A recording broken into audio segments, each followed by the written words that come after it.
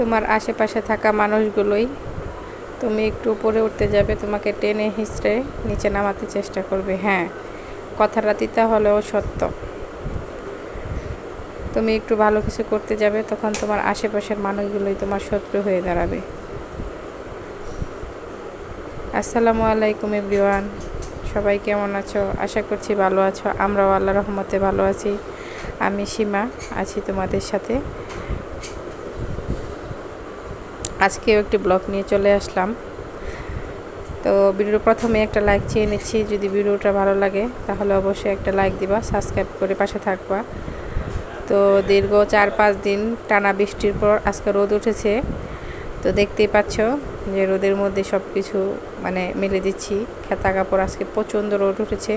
তো এই দেখো, মেয়ের জুতাও ধুয়ে দিয়েছিলাম, আর কিছু চিপস কিনে আনছিল মেয়ে খাওয়ার জন্য, তাও রোদে দিলাম। আর এই ফাঁকে দেখো মেয়েও চলে যাচ্ছে মাদ্রাসায়, ওকে খাইয়ে দিচ্ছি। সকালবেলা রান্না বান্না শেষ করে ফেলেছি। তো কাপড় কিছু কিছু শুকাইছে, তার রোদ্রে থেকে আয়না বাস করতেছি। 4-5 দিন বৃষ্টি, তো বৃষ্টির মধ্যে সব কিছু কাপড় চোপড় শুকাইছে ফ্যানের বাতাসে, কিন্তু এখন রোদ দিয়ে সব শুকিয়ে আনলাম। তো এই দেখতেই পাচ্ছ, এগুলো বাস করে নিচ্ছি। বাস করে এখন গুছায় রেখে দিব। তো আজকে একটা কম্বলও ধুয়ে দিয়েছিলাম, তো সেটাও আজকে রোদ দিয়ে নিলাম। আজকে প্রচণ্ড রোদ উঠছে বাইরে।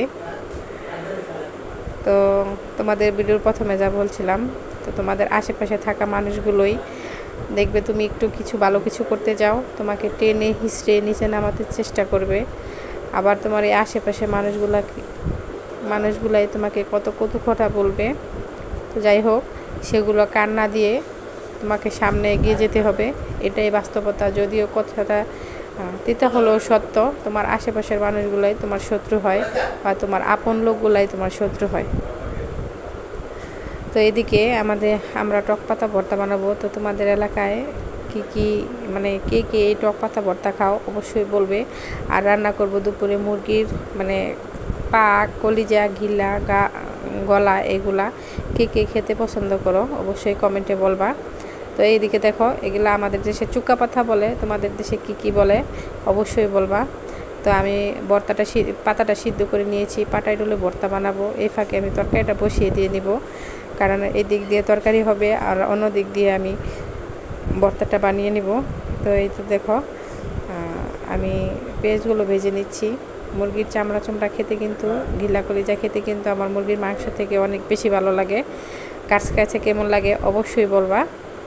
তো এই তো আদা রসুন ব্লেন্ডার করে নিয়েছিলাম আমি, তা দিয়ে দিছি একসাথে। তো ব্লেন্ডার করার তোমার সাথে ক্যামেরা বন্দি করতে পারিনি। তো এই তো হলুদ মরিচ দিয়ে দিচ্ছি।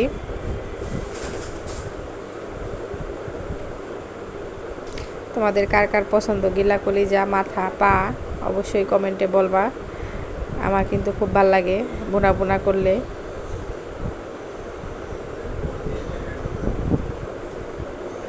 তো আমি একটু ঝাল দিচ্ছি, কারণ এগুলা তো একটু ঝাল না হলে খেতে ভালো লাগে না, আর আমরা একটু ঝাল খাই। আর যে গরম করে খাও অবশ্যই এরকম করে রান্না করে খাবা। আমরা কিন্তু বেগুন দিয়েও রান্না করে খাই, আলুও দেই, কিন্তু আজকে আমি কিছু দেব না, শুধু বোনা করব। এই দেখো, মশলাটা আমার সুন্দর মতো কষানো শেষ।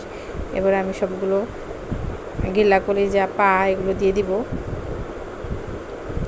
দিয়ে আমি কষিয়ে নিব সুন্দর করে। আমি আর পানি টানি কিছু দিব না, যা পানি ওঠে তাই, এটাই আমি শুধু ভাজা করব, কষা করব। তো এই দেখো, তরকারিটা হতে থাক। তো এই দেখো, তরকারিতে কত পানি উঠে গেছে, আর পানির প্রয়োজন নাই। আমি এগুলো দিয়েই কষায় নিব।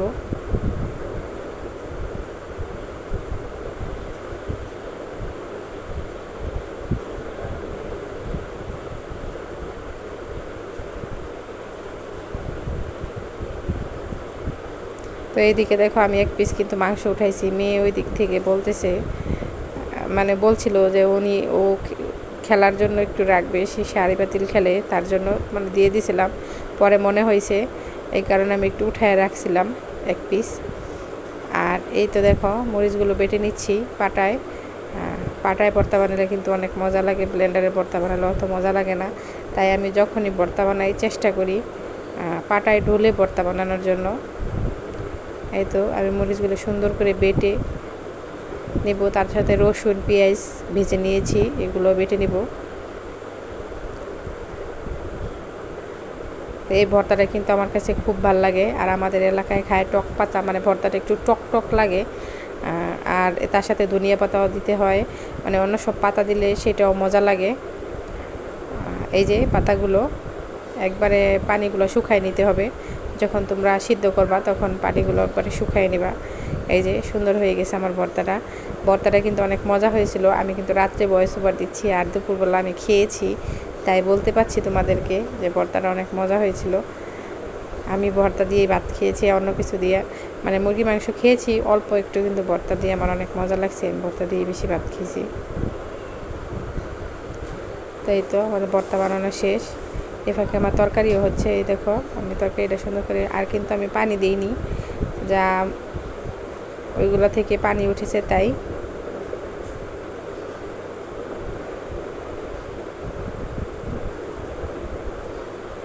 তো এই দেখো মুরগি মাংসের কালারটা কত সুন্দর হয়েছে।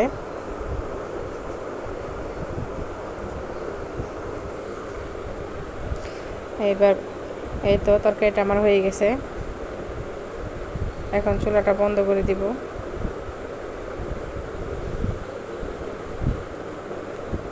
তো নামিয়ে নিচ্ছি আমি তরকারিটা। এই দেখো খেতেও চলে আসলাম। তো আমি প্রথমে ভর্তা দিয়ে খাবো, ভর্তাটা অনেক মজার ছিল।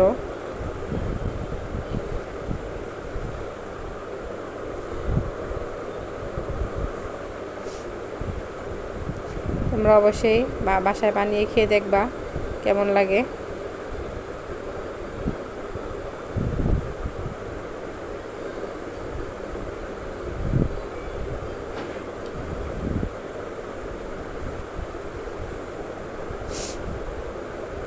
তো আমি একটু মুরগি মাংস তরকারি নিয়েছি, মানে মুরগি না অবশ্যই এটা যে গেলা কলিজা, তো এটাও খেয়ে দেখি কেমন লাগে। তো ভিডিওটি কেমন হয়েছে সবাই বলবা, সবাই ভালো থাকবা, সুস্থ থাকবা, আর আমাদের জন্য দোয়া করবা। আল্লাহ হাফেজ।